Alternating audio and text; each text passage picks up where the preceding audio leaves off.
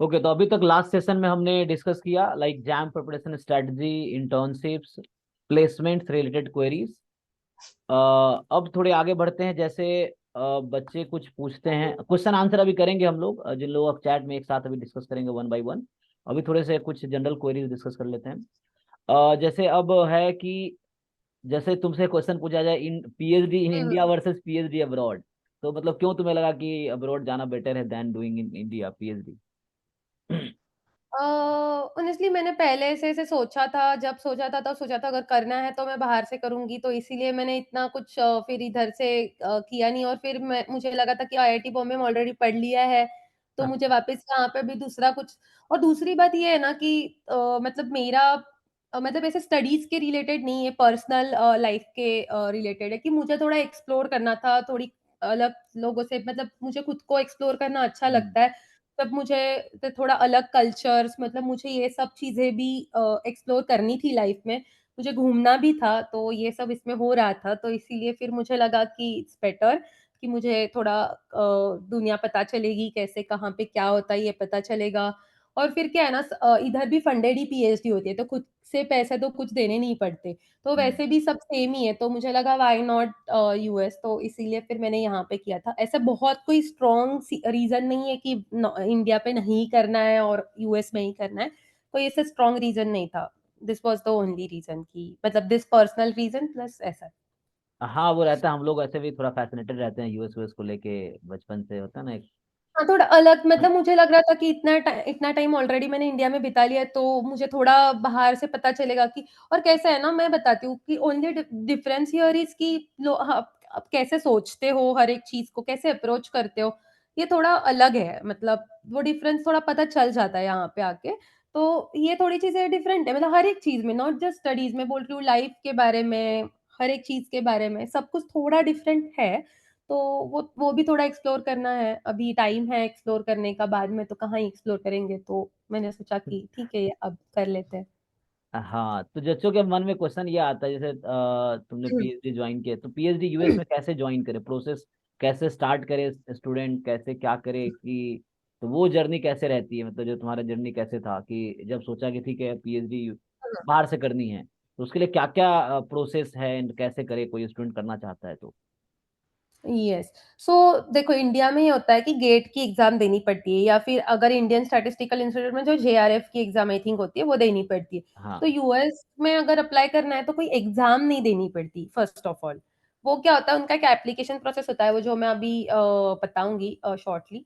So mainly होता है, यहाँ पे दो इनटेक सीजन होते हैं, एक फॉल होता है, फॉल सीजन जो अगस्त में स्टार्ट होता है तुम्हारा कॉलेज, और एक होता है स्प्रिंग सीजन जिसमें जनवरी में कॉलेज स्टार्ट होता है। सो मैंने फॉल 2023 में आई थी, उसके लिए अप्लाई किया था। अभी ये सेमेस्टर आएगा दैट इज स्प्रिंग 2024, अगर किसी ने अप्लाई किया होगा स्प्रिंग के लिए तो स्प्रिंग में अभी वो जनवरी में आ जाएंगे। But most of the university का सिर्फ फॉल इनटेक ही होता है, काफी कम यूनिवर्सिटीज का स्प्रिंग इनटेक होता है। अगर आपका फॉल में एडमिशन हो जाता है, but for due to some reason you can't join university in fall, then you can defer your admission to spring.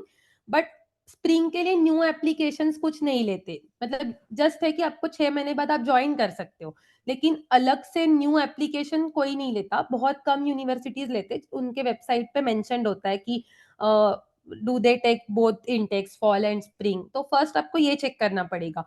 तो मैं फॉल के लिए बता रही हूँ, तो फॉल का सीजन होता है अगस्त। तो उसके लिए आपको जैसे कि अगर मान लो अगर मुझे फॉल 2024 के लिए अप्लाई करना होता, तो मेरा अभी एप्लीकेशन हो जाना चाहिए था, दिसंबर में उनके एप्लीकेशंस खत्म हो जाते हैं, तो दिसंबर तक एप्लीकेशन सबमिट करना होता है।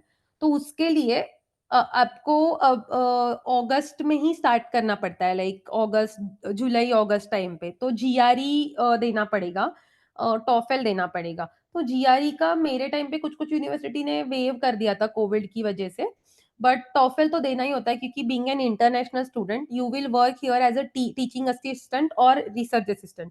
सो उसमें इम्पॉर्टेंट है कि are you fluent in English, और मतलब एटलीस्ट आपका इंग्लिश अंडरस्टैंडेबल है, क्योंकि यहाँ पे सब कोर्सेज इंग्लिश में चलते हैं, and there are international student. So अभी मैं जैसे कि टीए में एक अंडरग्रेड के कोर्स की थी, तो वहाँ पे सारे ही दूसरे अमेरिकन स्टूडेंट्स या मतलब इंग्लिश स्पीकिंग जिनका फर्स्ट लैंग्वेज इंग्लिश है, वैसे ही लोग थे। तो what you speak they should understand the accent और whatever like the basically आपको थोड़ा अच्छे से स्पीकिंग लेवल का इंग्लिश आना चाहिए, वो इसीलिए आपको टॉफेल देना ही पड़ता है। टॉफेल के लिए किसी भी यूनिवर्सिटी में कोई भी क्या बोलते हैं वेवर नहीं है, तो वो देना पड़ेगा। और हर एक यूनिवर्सिटी का एक कट ऑफ होता है कि लाइक टॉफेल में 4 सेक्शंस होते हैं, 120 मार्क्स का एग्जाम होता है, तो 4 सेक्शंस होते हैं ईच ऑफ 30। तो हर एक यूनिवर्सिटी का कुछ ना कुछ तो कट ऑफ रहेगा कि उनको स्पीकिंग में 25 प्लस चाहिए, 24 प्लस चाहिए।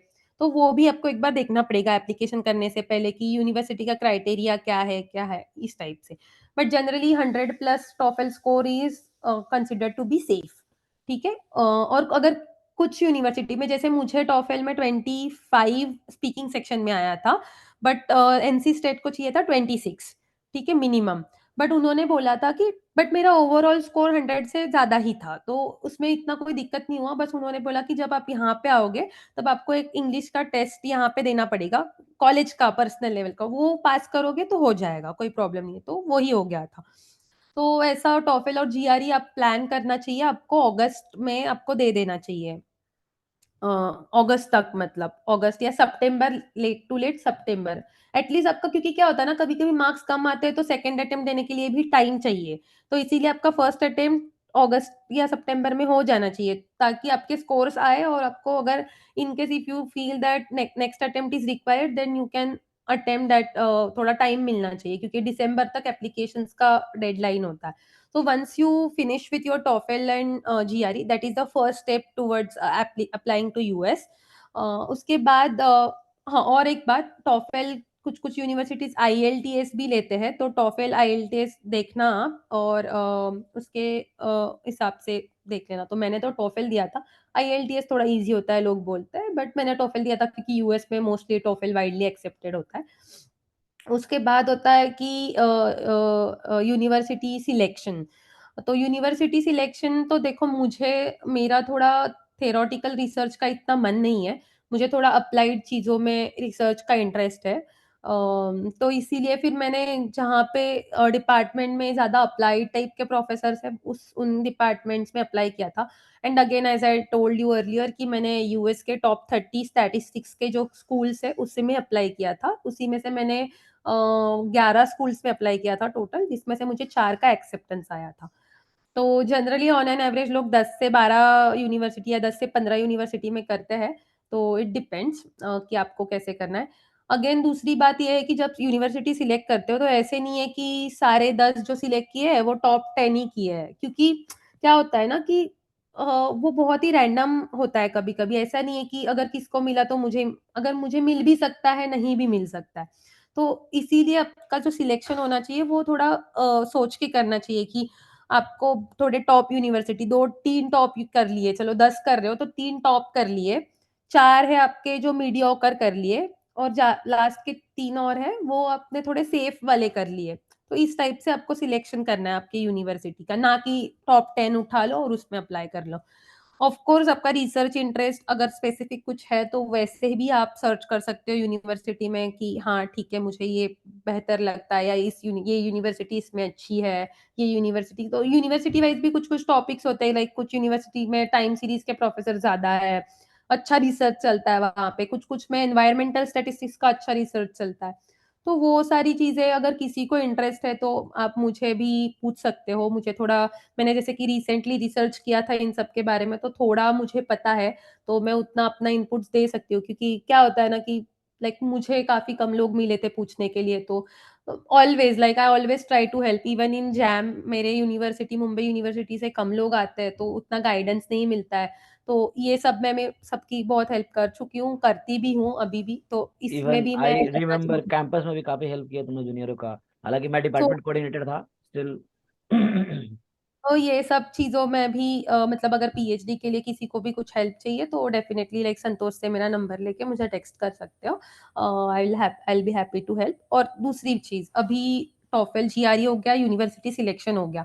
अब आता है कि मोस्टली यूनिवर्सिटी के इसमें आपको एक स्टेटमेंट ऑफ पर्पस लिखना होता है कि why do you want to do PhD first of all, and the दूसरा होता है वो is why PhD and why this university. ये सब भी क्वेश्चंस ऑलमोस्ट आपको आंसर करने होते हैं। एक 2 पेज का स्टेटमेंट ऑफ पर्पस लिखना होता है, उसपे मोस्टली आपको ये लिखना होता है कि आपका कैसा बैकग्राउंड रहा है, आपकी क्या रिसर्च और आपने पहले किया हुआ है, किस टाइप का काम किया हुआ है, आपको क्या पीएचडी का मोटिवेशन क्यों आया, आपको यही यूनिवर्सिटी में क्यों आना है, ये सब चीज़ों का आंसर्स बेसिकली वो ऐसा लिखना होता है। तो वो हर एक यूनिवर्सिटी का लिखा होता है, जब तुम पीएचडी के लिए अप्लाई करो, जाके उनके वेबसाइट पे देखो, तो उनके रिक्वायरमेंट्स क्या उनको चाहिए एसओपी में वगैरह ये सब चीज़ें लिखी होती है। तो बेसिकली एक जनरल ड्राफ्ट बनाना है और फिर उसी को मॉडिफाई करना है university to university. Most of the same ही होता है, बट देख लेना है एक बार कि क्या-क्या एग्ज़ैक्टली उनको कुछ स्पेसिफिक चाहिए तो वो स्पेसिफिक्स ऐड कर देना है। और होता है एक रिज्यूमे बनाना, बट वो एकेडमिक टाइप का रिज्यूमे, प्लेसमेंट टाइप का रिज्यूमे नहीं, जिसमें आपका प्रॉपर डिटेल सब कुछ लिखा हो, प्रोजेक्ट्स के बारे में डिटेल से। 1 पेज रिज्यूमे नहीं होता है, वो 2-3 पेज का होता है, जिसमें सब कुछ तुम अपना लिखते हो। तो वो उस टाइप का एक रिज्यूमे बनाना होता है और उनको ऑनलाइन एप्लीकेशन होता है, तो वो एप्लीकेशन भरना होता है। उसमें ये सब अपलोड करना होता है और एक मेन चीज़ चाहिए होती है, वो लेटर ऑफ रिकमेंडेशंस। तो ये लेटर ऑफ रिकमेंडेशंस 3 एटलीस्ट चाहिए होते हैं सब यूनिवर्सिटी में। तो वो बेसिकली क्या होता है कि आपके कोई प्रोफेसर हो या मैनेजर हो, कंपनी में अगर आप काम कर रहे हो तो मैनेजर हो, तो कोई भी ऐसे पर्सन जो जिसके साथ आपने पहले काम किया हो और आपके बारे में लिख सकते हो, आपको रिकमेंड कर सकते हो ये कोर्स के लिए कि हाँ, मैंने इनके साथ काम किया हुआ है और ये बहुत अच्छा स्टूडेंट है, और ये प्रोबेबली कैपेबल है पीएचडी करने के लिए। ये ऐसा थोड़ा उनको लिखना पड़ता है। तो इस टाइप से आप वो भी आपके प्रोफेसर्स को कांटेक्ट करना होगा। तो मैंने अपने 3 प्रोफेसर्स आईआईटी बॉम्बे से चूज़ किए थे और मैंने अपने मैनेजर्स ऐसे 4 लोगों से लिया था ये लेटर ऑफ रिकमेंडेशन। सो उनसे आपको पहले से बात करनी होगी, क्योंकि उनको बताना होगा, क्योंकि इसके सबके डेडलाइन्स होते हैं। तो उस हिसाब से आपको उनको कांटेक्ट करके बताना होगा कि मुझे ये इधर-इधर अप्लाई करना है, मुझे लेटर ऑफ रिकमेंडेशन आप दे सकते हो क्या? ये सब आपको कन्फर्म करना होगा। And you have to do this like let's say by October और समथिंग लाइक दैट, क्योंकि दिसंबर में आपके एप्लीकेशन होंगे, तो आपको बात करनी होगी। अचानक से जाके दिसंबर में आप उनको बोल नहीं सकते कि मुझे दो, वो नहीं देना चाहते, उनको कुछ और रीजन हो, जो भी हो, उनको नहीं है टाइम, तो वो मना भी कर सकते हैं। तो वो भी चीज कंसिडर करनी चाहिए और आपको पहले ही रीच आउट करना चाहिए प्रोफेसर्स को कि क्या। हाँ, और ये सब चीज़ें आप अगर कर लो तो एट द एंड दिसंबर में आप एप्लीकेशंस आपके भर दो। तो हर एक चीज़ में एप्लीकेशन की फ़ी होती है और जीआरई और टॉफल्स के स्कोर्स भी भेजने होते हैं। तो वो सब चीज़ें करनी होती है। फ़ी कुछ-कुछ यूनिवर्सिटी में वेव हो जाती है, अगर आप लिख बोलो, मतलब ऐसे कुछ स्टेटमेंट लिखना होता है कि आपको आपके पास नहीं है उतना फंड्स अवेलेबल, क्योंकि ऑलमोस्ट 60 टू $100 के बीच में फ़ीस होती है हर एक एप्लीकेशन की। तो बट अगर वो करना है तो आपको उसके बहुत पहले उनको ईमेल करना होगा ताकि वो वेव करे। क्योंकि आप बहुत एकदम डेडलाइन पे जाके वो ईमेल करो तो नहीं होगा, क्योंकि आपका एप्लीकेशन ही सबमिट नहीं होगा। तो आपको एक कोड वगैरह भेजते हैं, ऐसा कुछ वेव कर देते हैं। इस कुछ तो होता है, तो आपको उनको भी थोड़ा एडवांस में ईमेल करना होगा। कर देते हैं, बहुत केसेस में हो भी जाता है। जितना हो जाए उतना अच्छा है। 10 में से अगर आपका 4 का भी हो गया तभी 4 यूनिवर्सिटी के पैसे बच जाते हैं, काफ़ी पैसे बच जाते हैं। तो वो सब चीज़ें ध्यान में रखो। मैंने तो किया नहीं था, क्योंकि मुझे एक्चुअली जॉब के लेके टाइम ही नहीं मिला ये सब करने का। मुझे एप्लीकेशंस का ही बहुत कम टाइम मिल रहा था, तो मुझे ये सब करने का टाइम नहीं मिला। मैंने बहुत एंड में सबमिट सबमिट किए थे एप्लीकेशंस, बट मुझे पता है कि ऐसे होता है, इसलिए अगर किसी को बेनिफिट हो रहा तो इसलिए पहले कर लेना चाहिए वो सब चीज़ें।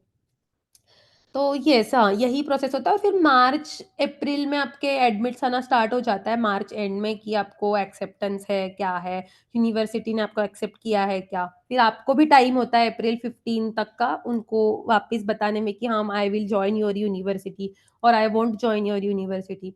और उसके बाद फिर वो सब बाकी तो डॉक्यूमेंटेशन प्रोसेस, वीज़ा वगैरह वो सब बाद की बात है। तो ये सब पहले तो एप्लीकेशन का होता है। तो इस टाइप से होता है एप्लीकेशन। जैसे इंडिया में क्या है, जैसे मैं आईआईटी बॉम्बे ज्वाइन करूँ या आईआईटी खड़गपुर ज्वाइन करूँ या कोई सेंट्रल यूनिवर्सिटी ज्वाइन करूँ, जेआरएफ में फेलोशिप फिक्स है, जैसे पहले 31 थी, अब इंक्रीज होकर 37,000 पर मंथ हो गई है। चाहे कहीं भी हुँ। पीएचडी स्टूडेंट कहीं भी कर रहा हो, छोटी यूनिवर्सिटी में, चाहे हुँ, आई हुँ, हुँ। या आईएससी बैंगलोर में, फेलोशिप हुँ, हुँ। कॉमन है। तो क्या वहां भी ऐसा है कि किसी यूनिवर्सिटी में ज्वाइन करो फेलोशिप कॉमन है? नहीं, नहीं। सो यहाँ पे फेलोशिप कॉमन नहीं होती है। सो यहाँ पे सोर्सेस ऑफ फंडिंग होते हैं। एक होता है टीचिंग असिस्टेंटशिप, एक होता है रिसर्च असिस्टेंटशिप, एक होता है फेलोशिप्स जो स्कॉलरशिप्स के थ्रू मिलते हैं। और कुछ कुछ इंडस्ट्री फंडेड प्रोजेक्ट होते हैं तो वो लोग भी कभी कभी तुम्हारा फंड कर देते हैं। तो वो सब ये 3-4 टाइप के अलग अलग टाइप के फंडिंग सोर्सेस होते हैं।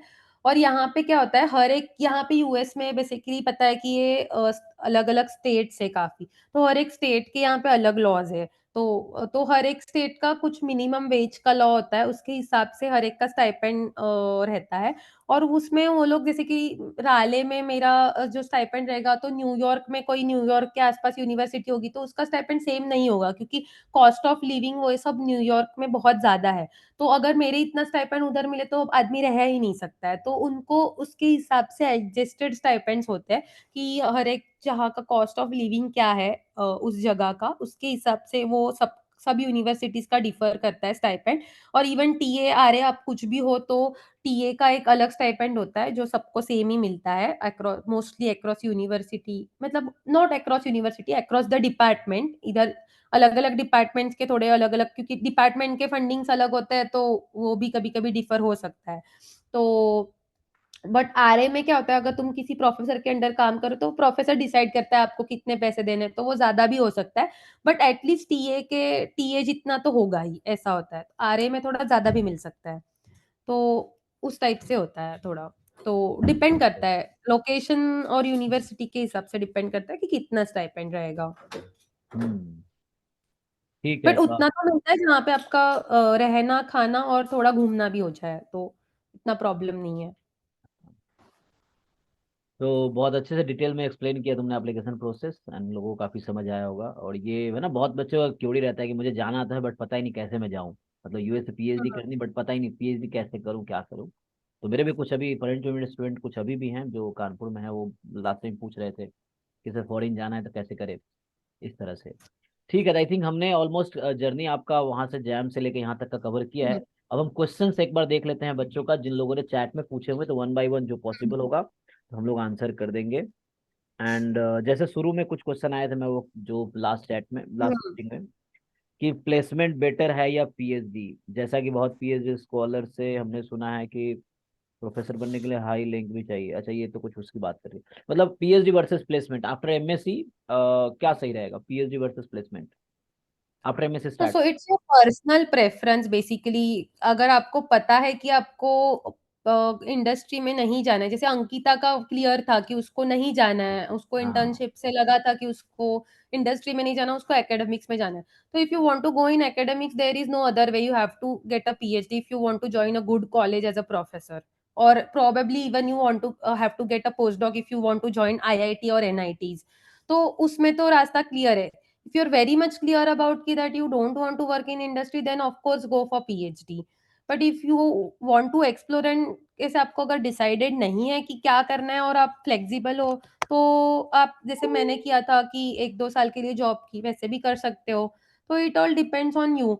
सो और एक बात है कि पीएचडी में एक थोड़ा कम पैसे मिलते हैं, लाइक स्टाइपेंड वगैरह थोड़ा स्ट्रगल है 4 साल के लिए, 4-5 साल के लिए। तो फिर वो भी चीज़ है, अगर जिसको चाहिए कि बहुत पैसे चाहिए, अभी एन्जॉय करना है, व्हाटएवर इट इज़, मेरे को नया फ़ोन खरीदना है, गाड़ी खरीदनी है, तो फिर तब वो पीएचडी के केस में पॉसिबल नहीं है, टू बी वेरी ऑनेस्ट। तो फिर उस केस में आप जॉब कर लो। तो इट्स योर पर्सनल एक्सपीरियंस, ऐसा कुछ क्लियर आंसर नहीं है कि हाँ, पीएचडी करो या फिर जॉब करो, ऐसा कोई क्लियर आंसर नहीं है उस चीज़ का। तो मैं तो just sit and think about it कि what do you exactly want to do. And if you don't have a clear answer, तो ऐसा तो मत करो कि मुझे नहीं पता क्या करना है बट फिर मैं पीएचडी करने चला गया। So that is not correct, क्योंकि पीएचडी इज नॉट इजी। ठीक है, तो उस केस में आपको चाहिए तो जॉब कर लो 1 साल के लिए, जॉब में तो कैसे भी करके निकल ही जाएगा 1 साल, वो उतना डिफिकल्ट नहीं रहता है। और फिर सोच के अगर पीएचडी में आना तो वापस आ ही सकते हो। बट मुझे कुछ भी पता नहीं है कि मैं क्या करूँ, पीएचडी चला गया, फंस गया, ये सब वो सब नहीं होना चाहिए। तो वो देखिए, डिसाइड कर सकते हो। बहुत अच्छा। अभी कुछ दिन पहले मैंने अंकिता के साथ सेशन किया था, आप लोगों ने देखा होगा, जो लोग नहीं देखे यूट्यूब पे देख सकते हैं। अंकिता और नेत्रा बेस्ट फ्रेंड है। तो तो बोथ बार दोनों को एक्सेंचर में इंटर्नशिप मिला था। तो आफ्टर इंटर्नशिप है ना, अंकिता ने डिसाइड किया कि उसे कॉर्पोरेट में नहीं जाना है, तो she choose PhD in IIT Bombay only. तो हमने एक लाइव सेशन किया था बच्चों के लिए, तो आप देख सकते हैं यूट्यूब पे, जिन लोगों ने नहीं देखा होगा। और नितिन ने पहले जॉब चुना, फिर बाद में शी चूज पीएचडी। तो सबके अपने है ना पर्सनल इंटरेस्ट और अपने हिसाब से स्ट्रेंथ वीकनेस जो है या अपना फ्यूचर प्लान्स के हिसाब से चूज करते हैं, तो आप भी वैसा करो। एक क्वेश्चन नेक्स्ट था, can you suggest some company? क्या? सो बहुत सारे, देखो ऑनेस्टली बताओ तो स्टैट्स के लिए ना बहुत सारे कंपनीज में ओपनिंग्स होता है, तो एक दो लिंक्डइन पे सर्च करके देखो, या फिर किसी, वो आई थिंक एक ग्रुप बना था फेसबुक पे या लिंक्डइन पे, मुझे याद नहीं है, ये अपने मास्टर्स के जो एलुमनाई है अलाइन आईआईटी लिंक्डइन पे अभी, हाँ हाँ लिंक्डइन में हाँ, बनाया था हम तो लोगों ने जूनियर में। उसपे लोगों से रीच आउट कर सकते हो, पूछ सकते हो उनके, क्योंकि उसमें काफी जो सीनियर्स है वो अभी मैनेजर्स बन चुके हैं, तो अगर उनके यहाँ पे होगा वैकेंसी तो वो बता देंगे।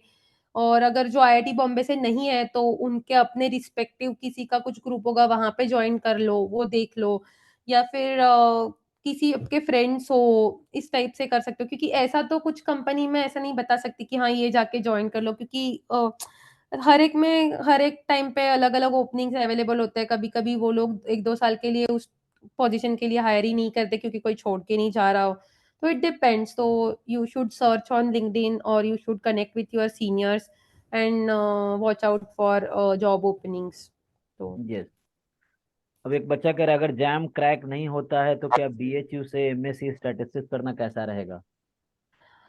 मेरे केस में कैसा था कि मैंने जैम का एग्जाम दिया था और मैंने बीएचयू का भी एग्जाम का भरा था फॉर्म, पुणे यूनिवर्सिटी का भरा था, और एनएमआईएमएस का भरा था फॉर्म। एनएमआईएमएस में थोड़ी फीस ज्यादा है, लेकिन मैंने भर दिया था क्योंकि उसके प्लेसमेंट्स अच्छे हैं। लाइक मेरे बहुत सारे दोस्त थे जो मुंबई यूनिवर्सिटी मेरे साथ थे बैचलर्स में, वो लोगों का एनएमआईएमएस से उन्होंने किया और अच्छी जॉब ये लगी एनएमआईएमएस का आईडीएस। फुल फॉर्म क्या है? ये नारसी मुंजी इंस्टीट्यूट ऑफ मैनेजमेंट, ये मुंबई में है इनका, मुंबई में ही विले है। पास में। हाँ, इनके दो कोर्स होते हैं, स्टैटिस्टिक्स का होता है और एक अप्लाइड स्टैटिस्टिक्स या बिजनेस एनालिटिक्स, ऐसा कुछ तो होता है, दो कोर्स होते हैं उनके। तो बहुत अच्छी उनकी प्लेसमेंट है, उनका भी पैकेज 7-8 लाख से लेके 16-17 तक का जाता है। तो इट्स अ गुड, ये मतलब इवन इफ उनका ये ज्यादा है थोड़ा फीस, आई थिंक 1 लाख ऐसा कुछ है पर ईयर, या पर सेमिस्टर नहीं है, प्रॉब्ली पर ईयर है। बट आई थिंक आईआईटी में भी अगर जाओ तो उतना खर्चा होता है, क्योंकि मेस और उनका सबका भी तुम्हें पैसा देना पड़ता है, अगर फीस भी नहीं है तो आई थिंक उतना तो आई थिंक हो जाता है, मुझे लगता है आई थिंक 80,000 के करीब ईयर का लग जाता है आई थिंक आईआईटी में भी। तो हाँ, तो वो ऑप्शंस थे मेरे बैकअप ऑप्शंस करके, तो डेफिनेटली मतलब मैंने भी बीएचयू का फॉर्म भरा था, बट तब उसके पहले ही मेरा आ गया था आईआईटी का रिजल्ट, तो मैं I did not appear for the exam. NMIMS का भी मैंने एग्जाम का फॉर्म आई थिंक फॉर्म नहीं भरा था, क्योंकि वो फॉर्म बाद में ही स्टार्ट होता है मई में, तब तक तो इसका रिजल्ट आ गया था, but I had those options in my mind. तो ये मेरे ऑप्शंस थे, और डेफिनेटली आप लाइक कंसिडर कर सकते हो। तो अभी आपका पर्सनल प्रेफरेंस है, आपको लाइक एनएमआईएमएस में जाओ तो वो प्लेसमेंट ओरिएंटेड ज्यादा है, तो अगर आपको पीएचडी करना है तो आई वुड से बीएचयू या पुणे यूनिवर्सिटी ज्वाइन कर सकते हो। बट आपको पता है कि आपको प्लेसमेंट ही जाना है, तो उस केस में आप Narsee Monjee institute of management भी चूज कर सकते हो। तो again it comes to your personal choice कि आपको क्या करना है आगे जाके, तो उसके हिसाब से आप डिसाइड कर लो कि क्या करना है। But there is no harm in giving exams, और इनके एग्जाम फीस 500 प्रॉब्ली 2000 मैक्स होते हैं, तो उतना तो आई थिंक अगर पॉसिबल है तो आप दे सकते हो, तो दे दो एग्जाम। आई डोंट थिंक 500 से ज्यादा फीस है किसी के, बट यस, तो उतना आप मतलब ट्राई कर सकते हो, तो वही है। जिन लोगों के क्वेश्चंस हैं अपने, आप चैट में लिख सकते हो, या अगर आप कंफर्टेबल हो तो अनम्यूट करके भी पूछ सकते हो, कोई प्रॉब्लम नहीं है। तो अभी हम अभी जो चैट में क्वेश्चंस हैं यहाँ हम्म से कंटिन्यू करते हैं। जैसे पहला क्वेश्चन ही था, अच्छा ये इनका तो हो गया लगभग, यही क्वेश्चन। हम्म नित्रा जी, आपके पीएचडी रिसर्च टॉपिक के बारे में कुछ बताइए।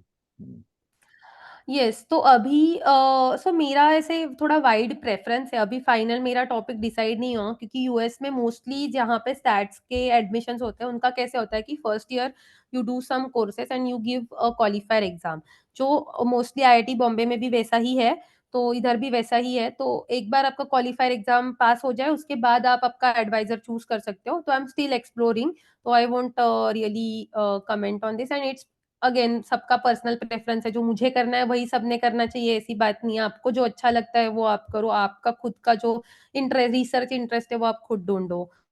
But yes, and again like the way of going about it is कि आप अलग अलग लाइक लाइक जो कॉलेज के वेबसाइट है वहां पे जाके, यहाँ पे कैसे बहुत अपडेटेड वेबसाइट्स होते हैं सब कॉलेजेस के और सारे डिपार्टमेंट्स के, तो वहाँ पे आप जाके प्रोफेसर्स का प्रोफाइल खोल सकते हो, उनका सारा रिसर्च इंटरेस्ट, उनकी गूगल स्कॉलर प्रोफाइल ये सब दिया होता है, तो आप उनका जाके देख सकते हो सब कुछ चीज़। तो आप उसके हिसाब से आपका क्या मैच कर रहा है, आप किस में इंटरेस्ट लग रहा है, सब आप देख सकते हो।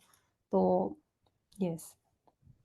ओके, नेक्स्ट क्वेश्चन जो पूछा है ये इन्वायरमेंटल स्टैटिस्टिक्स क्या है, कुछ आइडिया है क्या क्या है? सो एनवायरमेंटल स्टैटिस्टिक्स मेनली ये सब होता है। सो यहाँ पे यूएस में क्या होता है, फॉरेस्ट फायर्स वगैरह काफी होते हैं, ये सब चीजें होती है, या फिर कहीं लेक में कंटामिनेशन हो जाता है फिश का। सो ये सब चीजें लाइक थोड़ा एनवायरनमेंट से रिलेटेड, ट्रीज, एनिमल्स या इनसे कुछ रिलेटेड चीजें होती है। उनको एनिमल्स का पॉपुलेशन घट रहा है तो वो कितना घटेगा, मतलब मैं ऐसे बहुत ही ब्रॉड लेवल पे बता रही हूँ। बट ये सब फॉरेस्ट फायर्स, उससे गैस एमिशन होता है, उन सब चीज़ों का थोड़ा स्टडी होता है। और यूएस में अगर मतलब इफ एनीवन नोस कि बहुत ही वाइड वैरायटी ऑफ ये है, इधर सीजन्स भी काफ़ी है, सारा एक्सट्रीम वेदर है, कहाँ पे बहुत बर्फ पड़ती है तो कहाँ पे बहुत गर्मी होती है। तो सब कुछ ये सब होता है, तो इधर बहुत ही ये एनवायरनमेंट रिलेटेड बहुत सारे इश्यूज है, बहुत सारे प्रॉब्लम्स है, तो वो सॉल्व करने के लिए यहाँ पे रिसर्च चलता है। तो यहाँ पे एनवायरमेंटल का ओवरऑल रिसर्च बहुत चलता है, और हर एक रिसर्च में मोस्टली स्टैटिस्टिक आजकल यूज होता ही है, तो वो वैसे ही है। तो इस टाइप का होता है एनवायरमेंटल स्टैटिस्टिक्स। यस। नेक्स्ट पूछ रही हैं Masoom, is there any general stipend for the PhD fellows who are doing in abroad? Again मैंने जैसे बताया कि ऐसा कोई फाइनल एक अमाउंट नहीं है जो मैं बता सकती हूँ, बट और वो चेंज भी होता रहता है, ऐसा नहीं है। जैसे कि मैं जब आई थी तब एक स्टाइपेंड बताया था, अभी बीच में कुछ उनका रेज भी हो गया था, तो बढ़ भी गया था, मतलब बढ़ा है हमारा स्टाइपेंड बीच में। तो वो सब चीजें होती रहती है। तो अगेन ये सारी डिटेल्स यूनिवर्सिटी के वेबसाइट्स पे अवेलेबल है, डिपार्टमेंट के वेबसाइट्स पे अवेलेबल है कि वो कितना स्टाइपेंड देते हैं। तो हर एक का अलग अलग होता है, तो you can check that out कि कितना स्टाइपेंड है। तो हम्म। तो नेक्स्ट है, नेहा पूछ रही, ma'am if someone is doing PG in biostatistics then what are the options one can explore, do you have any idea? So जैसे कि जॉब में जाना है, बायोस्टैट्स का डिग्री है, तो मोस्टली फार्मा कंपनीज ये सब रिक्रूट करते हैं बायोस्टैट्स के लिए। तो हो गया लाइक एलाई लिली जो मैंने बताया था हमारे यहाँ पे आया था, वो हो गया, फाइजर है, मर्क है, और बहुत सारे बायो मतलब बेसिकली फार्मा कंपनीज है, सिप्ला, ये सब इसमें पोजीशंस अवेलेबल हो सकते हैं। तो उधर जाके चेक कर सकते हो। जेनपैक्ट, ये सब जेनपैक्ट का ऑफिस आई थिंक बैंगलोर में है, वो लोग भी स्टैटिस्टिशियंस को लेते हैं।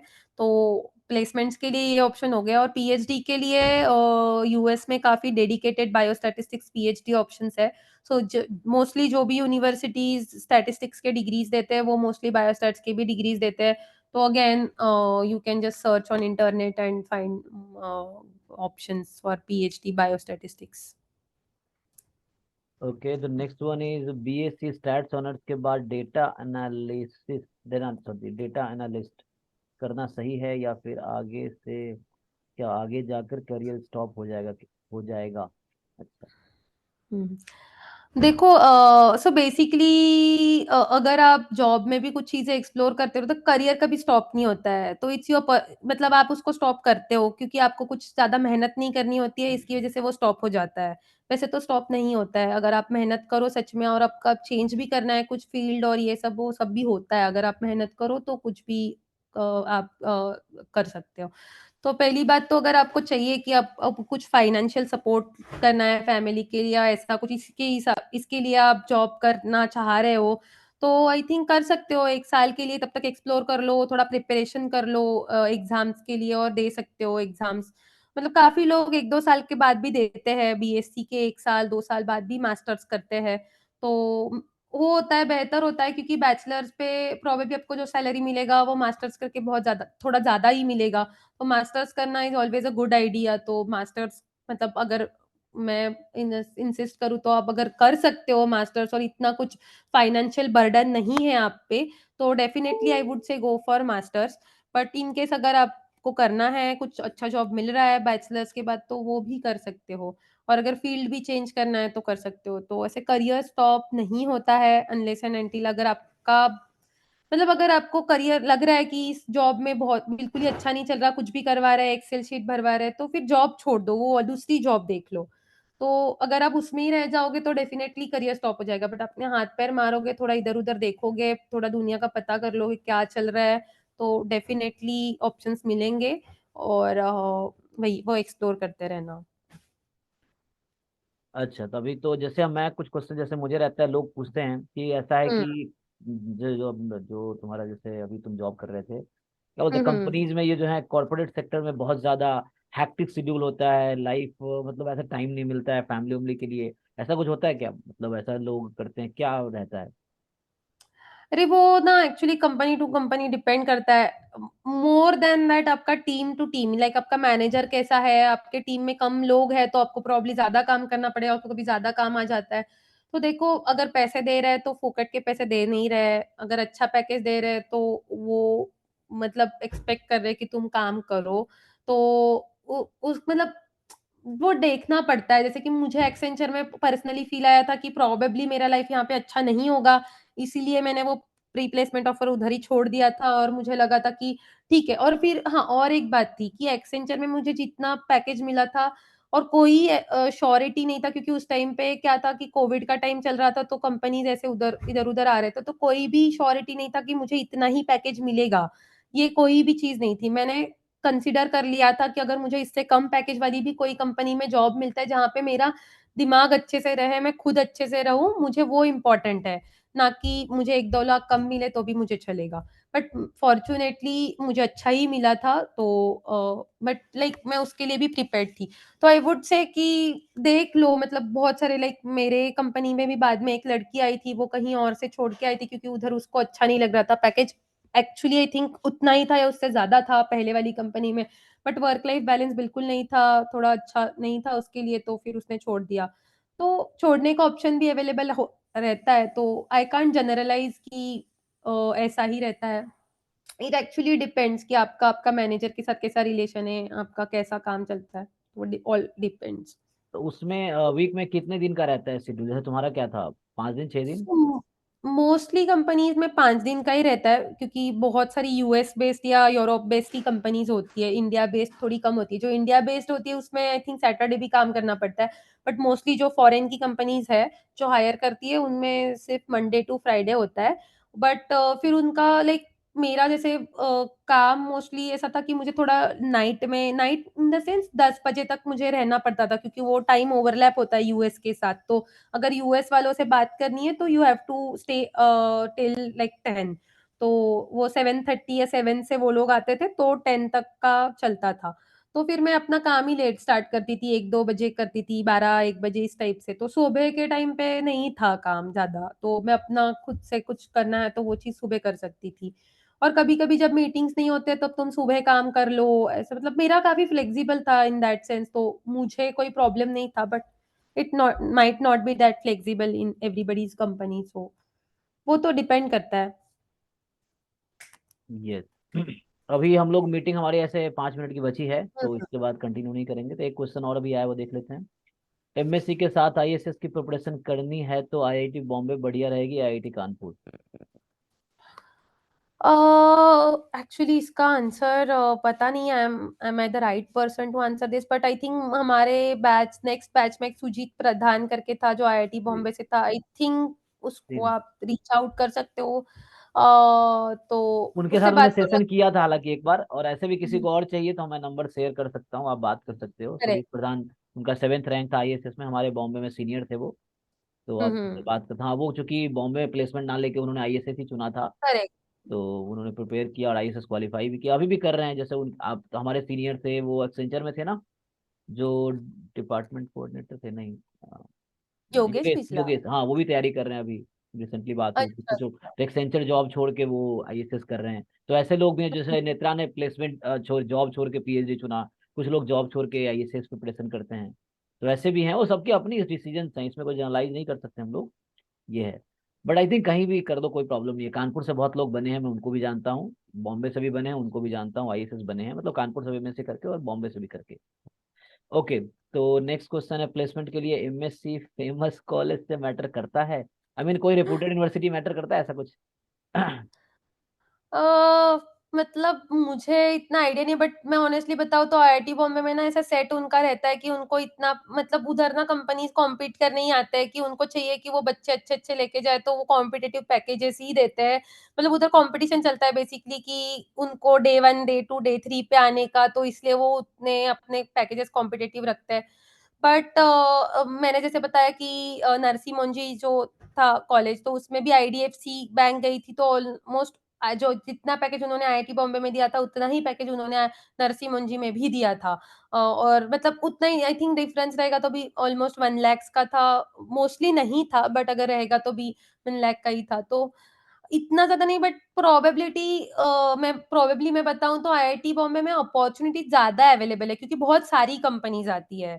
तो थोड़ा मतलब आपके लिए बहुत सारी अपॉर्च्युनिटीज़ है, बस आपको थोड़ा फाइट मार के वो सारी अपॉर्च्युनिटीज़ का मतलब आपको ट्राई करना है कि बेस्ट आपके लिए क्या रहेगा। तो बाकी तो मतलब ऐसे मतलब ठीक है, वही एक एडवांटेज आई वुड से। अ, तो अभी ये अनीस पूछ रहे हैं प्रोसेस क्या है। अभी अब रिकॉर्डिंग देखना, यूट्यूब पे अपलोड होगा, उसमें बहुत डिटेल में नेत्रा ने बताए पीएच एडमिशन प्रोसेस। तो आप लेट हो गए तो आप रिकॉर्डिंग देख सकते हो। आईएसएस क्या है? इंडियन स्टैटिस्टिकल सर्विस, यूपीएससी कराती है फॉर द स्टैटिस्टिक पीपल। अच्छा, ये रोहित का क्वेश्चन है, how to build your profile if you don't have very good academic background up to your masters?